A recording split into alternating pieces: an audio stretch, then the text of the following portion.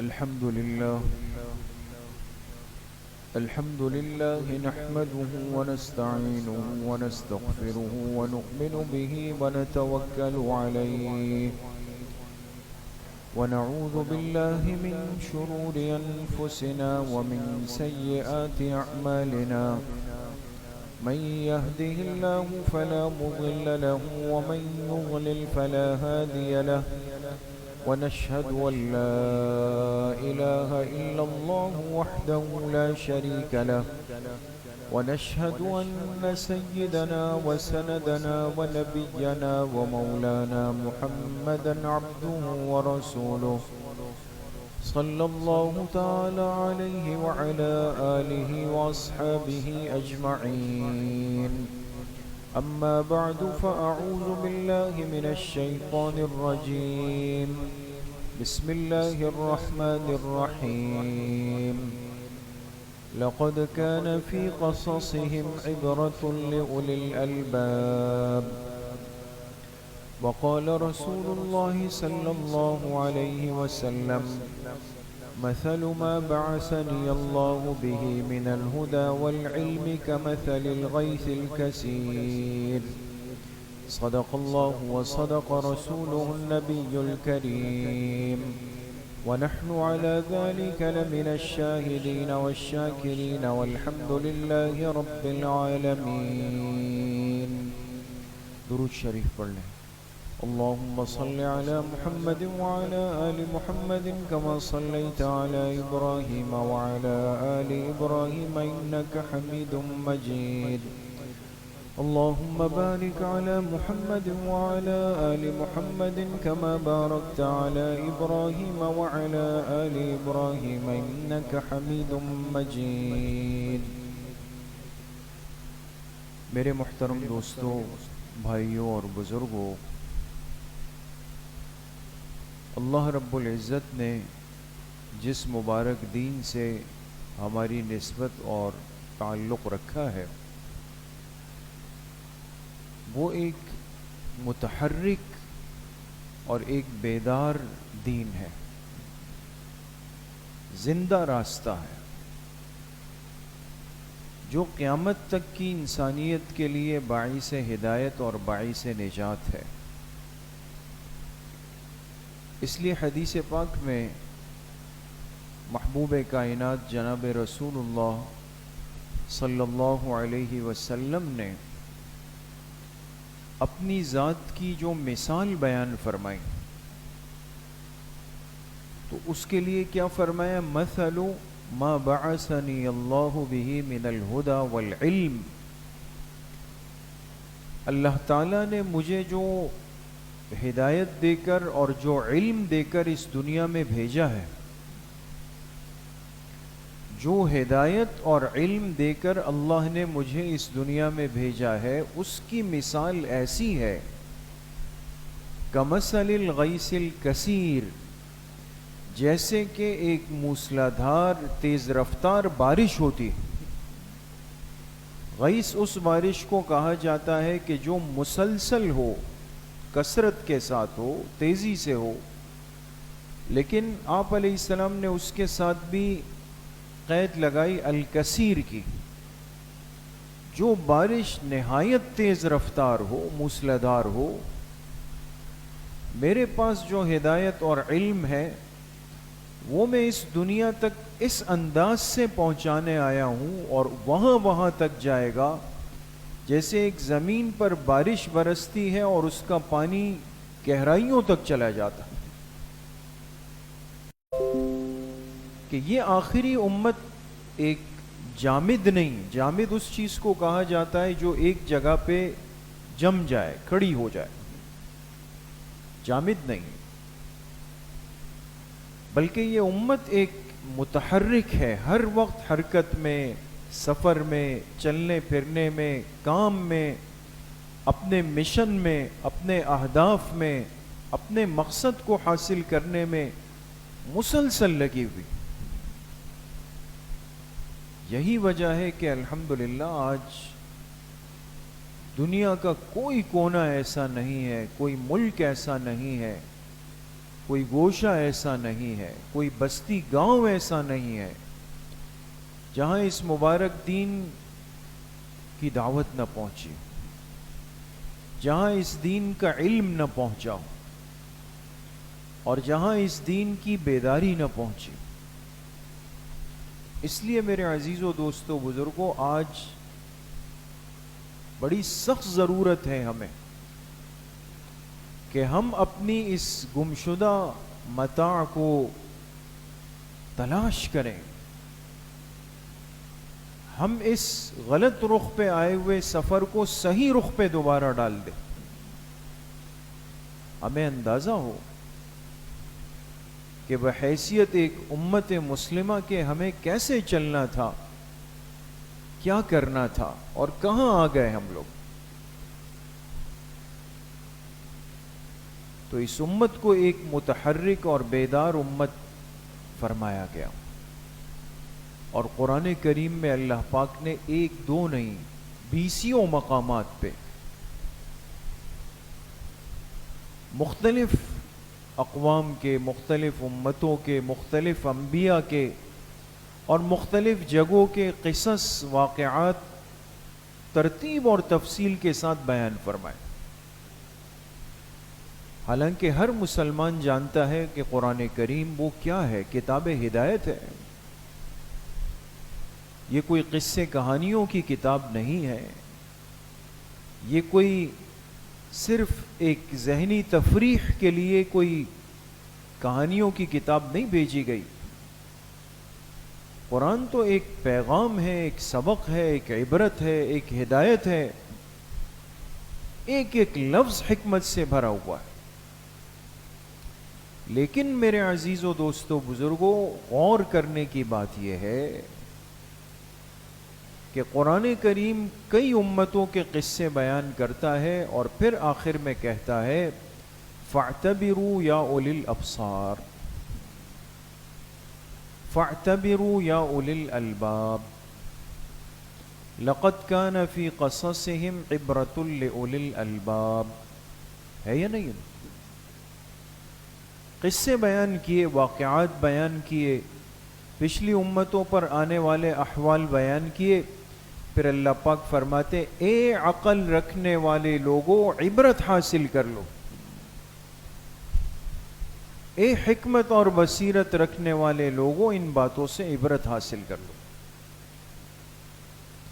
سورہ یوسف میں حضرت یوسف علیہ السلام اور ان کے بھائیوں کا قصہ بیان کیا، اور پورے قرآن کریم میں یاد رکھیں کہ یہ واحد قصہ ہے جو ایک ترتیب کے ساتھ پورے تفصیل سے بیان ہوا ہے، یعنی پوری سورت ہی سورہ یوسف ہے، صرف آخری رکوع چھوڑ کر، آخری رکوع ایک صفحہ، باقی جو پوری سورت ہے تقریباً آپ سمجھے کہ 3 پاؤ کے قریب، آدھے سے زیادہ، اس میں اللہ پاک نے اپنے پیغمبر حضرت یوسف علیہ السلام کا قصہ بیان فرمایا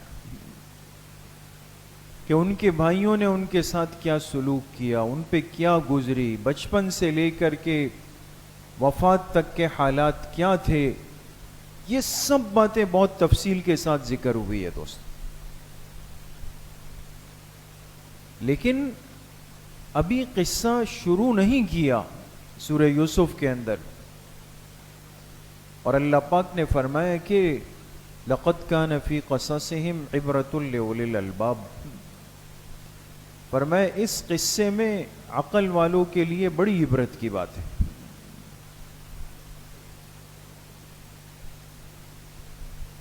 تو قرآن پاک ایک دعوت دے رہا ہے دوست، ایک سبق دے رہا ہے اور ایک پیغام دے رہا ہے۔ آج ہمارے پاس دین جس شکل میں پہنچا ہے، اور ہم دین کے ہر حکم پر، ہر شعبے پر، ہر مسئلے پر تسلی کے ساتھ عمل کر سکتے ہیں،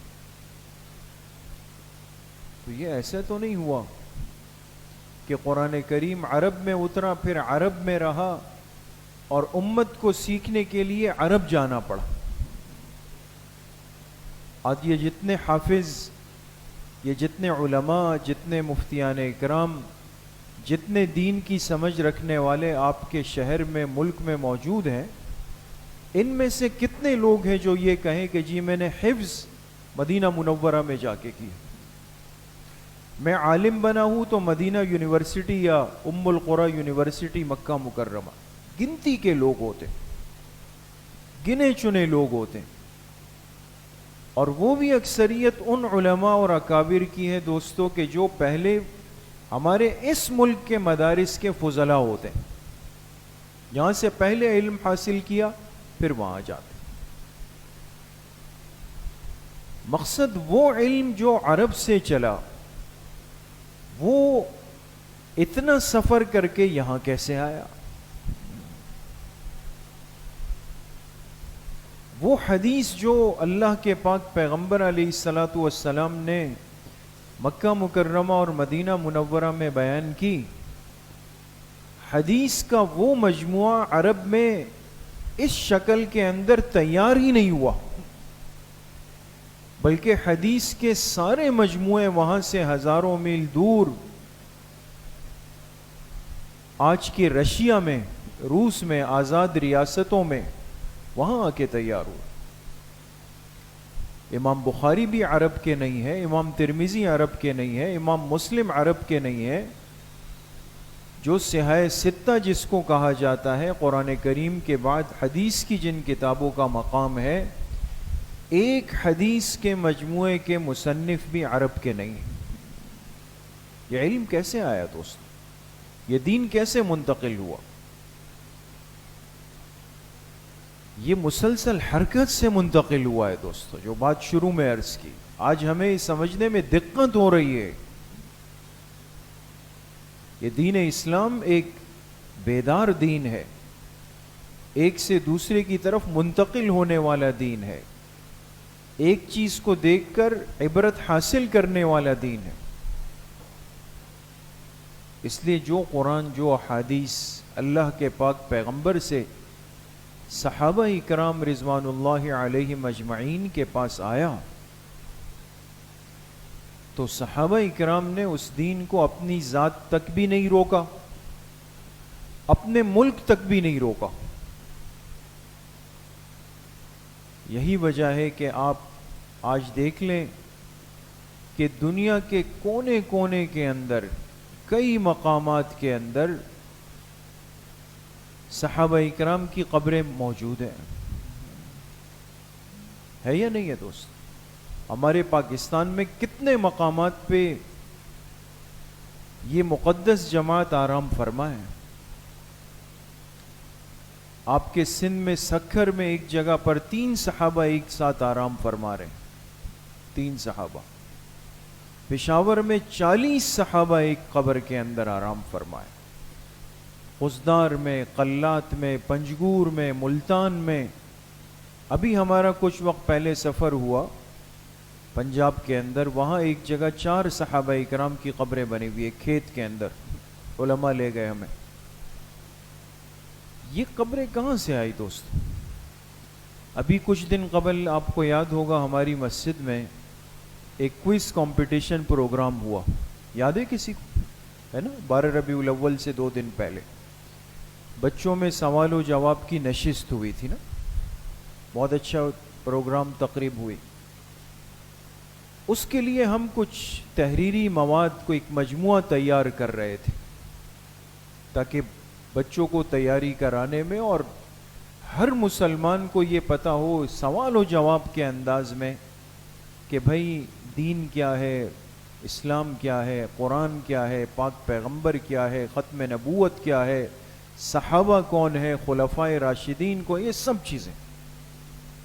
تو یہ طے ہوا کہ بھئی ایک ایسا مجموعہ ایک کتابی شکل میں تیار ہو جو ہر مسلمان گھر میں ہو، سہولت ہو، راحت ہو. تو اس پہ ہم کچھ کام کر رہے تھے. تو ایک جگہ اس کی تیاری کرتے ہوئے میری نظر سے ایک بڑی عجیب بات گزری. پھر میں نے اس کی تصدیق کی ساتھیوں سے. اس میں لکھا تھا کہ مشہور صحابی رسول صلی اللہ علیہ وسلم حضرت سعد ابن ابی وقاص رضی اللہ عنہ، مشہور صحابی ہے دوست. ان کی قبر کہاں پر ہے؟ تو اس میں لکھا ہوا تھا کہ چائنا کے شہر گونزو میں. چائنا تو اکثر ساتھی جاتے رہتے ہیں نا کام وغیرہ کے سلسلے میں. تو چائنا میں ایک شہر ہے گونزو کے نام سے، تو اس میں لکھا کہ حضرت سعد رضی اللہ عنہ کی قبر جو ہے وہ گونزو کے اندر ہے. تو ہمارے ساتھی جاتے ہیں. مجھے یہ بات بڑی تعجب کی لگی کہ اس سے پہلے اور بہت سارے ممالک کے بارے میں تو سنا تھا، لیکن جو ہمارا پڑوسی ملک چائنا ہے اس بارے میں کبھی ایسی کوئی بات سامنے نہیں آئی کہ یہاں بھی کچھ. تو ساتھی نے تصدیق کی اور کہا کہ ہم گئے ہیں ان کی قبر پہ، حضرت سعد ابن ابی وقاص رضی اللہ عنہ کی قبر پہ ہماری حاضری ہوئی ہے گونزو میں، اور وہ وہاں پہ آرام فرمائے. تو اب دوستو ایک سوال نہیں ہے کہ وہ سعد ابن ابی وقاص رضی اللہ عنہ جن کی پیدائش مکہ کی ہے، جن کی زندگی کا اکثر حصہ مدینہ میں گزرا ہے، ان کی قبر یہاں ہزاروں میل کے فاصلے پر گونزو چائنا میں کیسے بن گئی؟ حضرت سنان ابن سلمہ رضی اللہ عنہ جو مدینہ میں ساری زندگی گزاری، وہ یہاں سکھر میں محبوب کوٹ میں آرام فرما رہے. پوری دنیا کے اندر جگہ جگہ پر. کیوں؟ اس لیے کہ جو دین اور علم ان کے سینوں کے اندر تھا، انہوں نے نہ اس کو اپنی ذات اور خاندان تک رکھا، نہ اپنے خطے اور زمین تک رکھا، پوری دنیا کے اندر پھیل گئے. یہی وجہ ہے دوستو کہ آج قرآن محفوظ ہے، آج احادیث مبارکہ کا اتنا بڑا ذخیرہ وہ آپ کے پاس محفوظ ہے.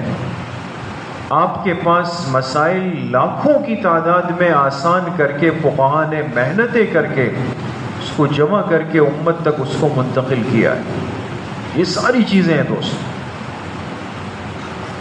تو اسی لیے قرآن کریم نے اس امت کو تنبیہ کی ہے کہ تم ان گزرے ہوئے لوگوں کی باتیں، ان کے واقعات اور ان کے قصص، اس کو سن کر اس سے ذہنی تفریح حاصل نہیں کرو، اس سے عبرت حاصل کرو. تمہیں سبق کیا مل رہا ہے اس سے؟ اس لیے جناب نبی کریم صلی اللہ علیہ وسلم جب معراج کے سفر پہ تشریف لے گئے، جو آپ علیہ السلام کا اتنا بڑا معجزہ ہے، آپ معراج پہ گئے تو آپ جانتے بھی ہیں، سنتے بھی ہیں، ہمیشہ 27ویں شب رجب میں جب شب معراج کے بیان ہوتے ہیں، علماء بیان بھی کرتے ہیں کہ اس سفر میں آپ علیہ السلام کو عالم امثال کے کتنے نمونے، کتنے عجیب و غریب چیزیں، کتنے عجیب و غریب باتیں آپ کو دکھائی گئی، کتنے مراحل آپ کو دکھائے گئے، کتنے انبیاء سے آپ کی ملاقاتیں ہوئی. آپ فرماتے ہیں میں جا رہا تھا، میں نے دیکھا کہ حضرت موسیٰ علیہ السلام اپنی قبر کے اندر نماز پڑھ رہے تھے عند الکثیب الاحمر. پر میں جب مسجد اقصی کے قریب میں پہنچا تو ایک سرخ پتھروں کی ایک ڈھیری پڑی ہوئی تھی، سرخ پتھروں کی. وہاں مجھ پہ اللہ پاک نے منکشف کیا. میں نے دیکھا کہ حضرت موسیٰ علیہ السلام اپنی قبر میں ہیں اور وہاں پہ کیا کر رہے ہیں؟ نماز پڑھ رہے ہیں. یہ اللہ پاک نے آپ کو نمونے دکھائے عالم امثال کے. ایک بہت بوڑھی عورت دکھائی جس کے بال بکھرے ہوئے ہیں، چہرہ بڑا عجیب و غریب ہے. آپ علیہ السلام نے اس کو بھی دیکھا. پھر فرمایا یہ اللہ نے مجھے دنیا کی ایک شکل دکھائی کہ دنیا اس شکل کے اندر ہے، اور دنیا کی اتنی عمر اور زندگی اب باقی رہ گئی ہے جتنا اس بوڑھی عورت کی باقی رہ گئی. پھر ساتوں آسمانوں پہ انبیاء علیہ السلام سے ملاقاتیں ہوئی ہے. پھر جنت اور جہنم کے مراحل ہیں. میں عرض یہ کرنا چاہتا ہوں میرے دوستوں، بزرگوں، آپ حضرات سے کہ آج ہم اپنے دین کے اتنے بڑے ورثے سے اور اتنی بڑی تاریخ سے بالکل کورے ہو چکے ہیں، بالکل نابلد ہو چکے ہیں، اور اس کا نقصان وہ دن بدن جو ہے وہ ہم اپنی آنکھوں سے اس کا مشاہدہ کرتے ہیں کہ بھئی اس کے نقصانات جو ہے وہ کہاں تک پہنچ چکے ہیں۔ اس لیے میرے عزیزوں، دوستوں، بزرگوں، ہم سب پر یہ لازم ہے کہ ہم دین کو اسی انداز سے حاصل کریں جس طرح اس امت کے پہلے طبقے نے دین کو حاصل کیا تھا، جس عبرت کے پیغام کے ساتھ حاصل کیا تھا، اسی طریقے سے ہم اس کو حاصل کریں۔ ہمارے پاس اللہ کے پاک پیغمبر کی پوری زندگی، اور پوری زندگی کو کیا کہا جاتا ہے؟ سیرت طیبہ۔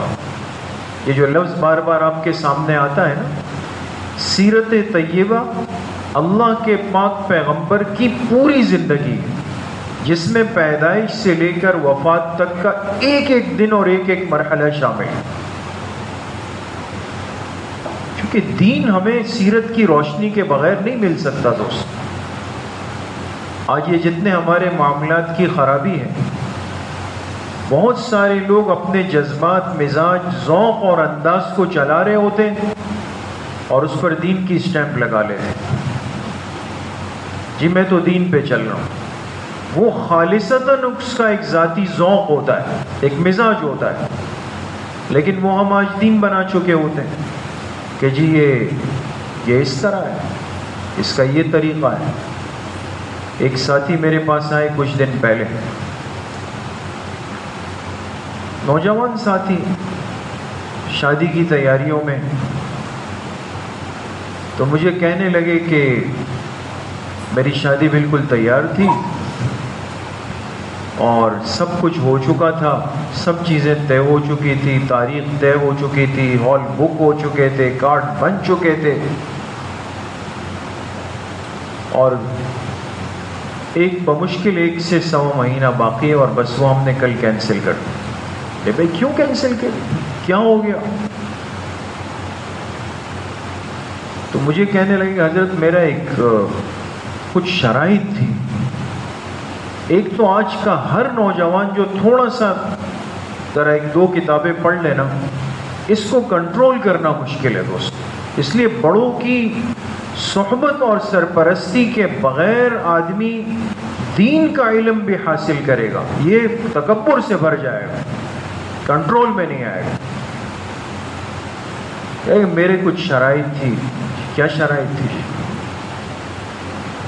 ایک شرط تو میری یہ تھی کہ بھئی ہم شادی کریں گے تو لڑکی کو یعنی دلہن کو اس کے گھر سے لے کر کے اپنے گھر ہم لے آئیں گے، کوئی دعوت وہ لوگ نہیں کریں گے، کوئی مہمان نہیں بلائیں گے، کوئی ہال بک نہیں کریں گے، کوئی کھانے کا انتظام نہیں کریں گے، یہ کچھ بھی نہیں ہوگا۔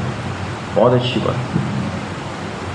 دوسری شرط میری یہ تھی کہ جو بچی ہوگی وہ چاہے ابھی استعمال کرتی ہو بڑا موبائل، لیکن یہ کہ پھر شادی کے بعد جو ہے نا وہ استعمال نہیں کرے گی بڑا موبائل میرے پاس آنے کے بعد۔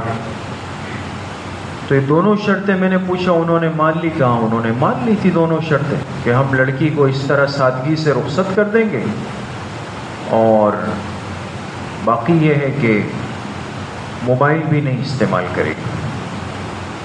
پھر کیا ہوا؟ کہ پھر ہمیں کچھ دن پہلے اطلاع ملی کہ انہوں نے رخصتی کی دعوت کا انتظام کیا ہے۔ بات سمجھ رہے ہیں دوستوں؟ جو چیز طے ہوئی تھی کہ نہیں کریں گے، انہوں نے دعوت کا انتظام کیا ہے۔ تو شرط توڑ دی، شرط کی خلاف ورزی ہو گئی، ہم اور والدین گئے وہاں پر اور جا کے سلسلہ ختم کر کے آ گئے۔ کتنا بڑا مجاہد کبیر ہے دوستو، ہے نا؟ یہ جہاد اکبر کرنے والا ہے، اس لیے کہ اپنے ذہن کے ساتھ یہ اس چوٹی کو سر کر رہا تھا۔ آپ مجھے بتائیں، اس گناہوں کی زندگی میں، اس فتنوں کے ماحول میں، جہاں بچوں بچیوں کے رشتے کے لیے والدین سالوں پریشان ہوتے ہیں، جہاں لوگ بہت ساری باتوں کو برداشت کر کے اس زندگی کو بنانے پر آمادہ ہے، وہاں محض آپ کا ایک ذہنی ذوق، اور میں سمجھتا ہوں ان کو تو نہیں بولا، لیکن میں اگر عرض کروں کہ یہ ذہنی مریض ہونے کی علامت ہے کہ آپ نے سارا دین سمیٹ اور لپیٹ کر لا کر کے اس ایک مستحب اور افضل بات کے اندر بن کر کے ایک اتنا بڑا شادی کا سلسلہ، اور بھائی آپ نے بڑی ہمت کی، آپ مجاہد بن گئے، انہوں نے جو انتظام کیا اور اس بچی کا رشتہ طے ہوا اور خاندان میں اب لے دے ہو رہی ہوگی، تو بھائی کیوں کینسل ہوا؟ اس بچی کی تو زندگی آپ نے خراب کی، میں نے اس لیے کر دی۔ تو اب مجھ سے پوچھتے ہیں کہ آپ اس بارے میں کیا کہتے ہیں؟ میں نے کہا جب آپ سب کچھ کر چکے ہیں، بستر لپیٹ چکے ہیں سارا، اب کس چیز کا مشورہ ہے؟ تو آپ نے کر دیا سارا معاملہ۔ خیر ان سے 2-4 باتیں عرض کی، چونکہ اس وقت یہ موضوع نہیں ہے ہمارا، لیکن آپ اس سے اندازہ لگائیں کہ آج ذاتی ذوق کی باتوں کو لے کر ہم کتنے غلط فیصلے کر جاتے ہیں، اور پھر اس میں اپنے آپ کو ایک 100% کامل اور مضبوط مسلمان بھی سمجھتے ہیں۔ بات سمجھ میں آ گئی دوست؟ تو میں نے کہا آپ حضرات اپنا ولیمہ، کہا جی ہمارا تو ولیمہ ہے اس میں۔ تو آپ بتائیں دوستوں کہ ولیمہ انسان رکھتا ہے اس لیے کہ آپ کے مہمان آئیں گے، کیا اس بچی کے رشتہ دار نہیں، ان کا خاندان نہیں ہے، ان کے ماموں خالہ چچا پھوپھی ان کے بچے اور یہ نہیں ہے؟ اگر آپ کو ولیمہ کرنا ہے، آپ کا ہال بک تھا اس ڈر سے کہ آپ کا خاندان ناراض ہوگا، ان کا خاندان ناراض نہیں ہوگا ان سے؟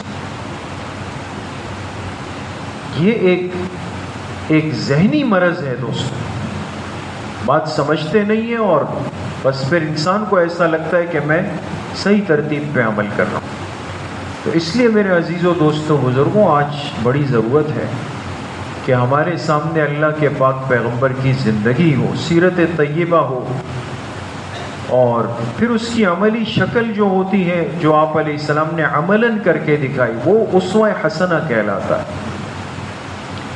الحمدللہ ہماری مسجد میں آپ حضرات جانتے ہیں کہ سارے سلسلے چلے ہیں دوستوں، یاد ہے آپ لوگ؟ سیرت طیبہ کا مبارک سلسلہ بھی ہوا تھا، پھر ہمارے حضرت مفتی صاحب نور اللہ مرقدہ، اللہ ان کی کامل و مکمل مغفرت فرمائے، انہوں نے اسوہ حسنہ باقاعدہ پڑھایا، اس کے بعد تاریخ اسلام کا ایک سلسلہ ہوا۔ ان سارے سلسلوں کا مقصد کیا ہے؟ کہ ہم اپنے دین کی اس اصل کو، ان بنیادوں کو، صحیح شکل کو سمجھ لیں، سن لیں، اس پہ عمل کر لیں۔ اسی طریقے سے آج جیسے میں نے عرض کیا کہ بہت بڑی ضرورت ہے کہ ہم اپنی اس گمشدہ متاع کو، بہت ساری جگہیں آج دنیا میں ایسی ہیں کہ جس سے ہمارے ایمانی جذبات، دینی جذبات، خیر کے جذبات وہ جڑے ہوئے ہیں، ان مقامات مقدسہ کا تعارف اس امت کے سامنے لانا، اس مقصد سے لانا بھئی ہمیں اندازہ تو ہو کہ آپ علیہ الصلوۃ والسلام کے قدم مبارک کہاں پڑے، آپ کہاں بیٹھے، کہاں لیٹے، کہاں آپ دین کی دعوت دی، صحابہ کہاں تک پہنچے ہیں، اسلام کے لشکر، جہادی لشکر کہاں تک آئے ہیں، قبلہ اول کیوں ہمارے ہاتھ سے چلا گیا ہے، اور بہت کچھ دوستوں۔ تو اسی حوالے سے انشاءاللہ بڑوں کے مشورے سے ہم نیا سلسلہ شروع کر رہے ہیں، اور کب سے شروع ہوگا؟ اتوار کے دن سے، آنے والے اتوار کے دن مغرب کی نماز کے بعد اس کی پہلی اور افتتاحی مجلس ہے، مقامات مقدسہ کے نام سے، اور انشاءاللہ آپ حضرات آئیں گے تو آپ کو اندازہ ہوگا کہ یہ مجلس اور یہ ترتیب کیوں رکھی گئی اور کیوں ضروری ہے ہمارے لیے۔ تو تشریف لائیں گے انشاءاللہ، اور یہ ہم اس میں مقدم ہیں، پہلے ہیں اہل محلہ، اہل مسجد، کہ ہم ان چیزوں کی قدر کر لیں جو ہمارے بڑے ہمارے لیے طے کرتے ہیں۔ بزرگوں کی سرپرستی اور دعا اور حکم سے یہ سارے کام ہو رہے ہوتے ہیں۔ تو انشاءاللہ اس اتوار سے سلسلہ ہوگا، اہتمام سے خود بھی آئیں، مستورات کے لیے بھی بنات کے مدرسے میں ترتیب ہوگی۔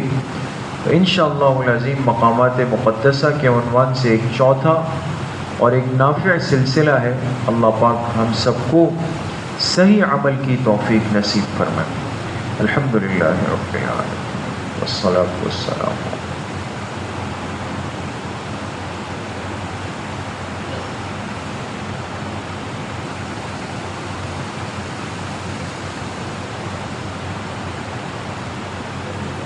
وصلی اللہ وسلم علی نبینا محمد وآلہ وأصحابہ اجمعین برحمتہ.